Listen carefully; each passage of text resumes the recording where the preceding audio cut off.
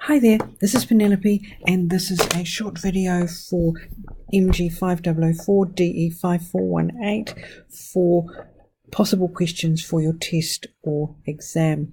And it's looking here at using integration to find the mean value of a function. So here's our function, y equals 3 sine 5t plus 2 cos 3t. And we know that the formula is as given. It's in your formula sheet.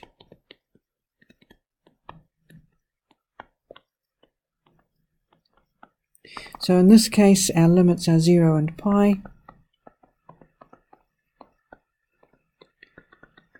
And our function is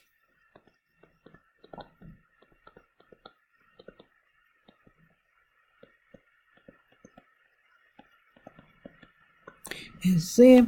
So we do the integration.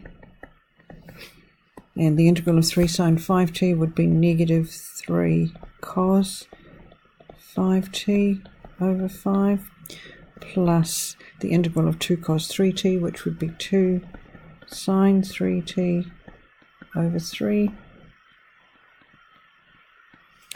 And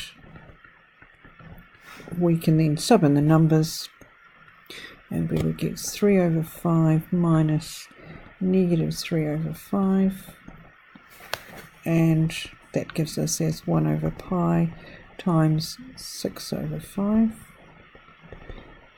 which is 6 over 5 pi.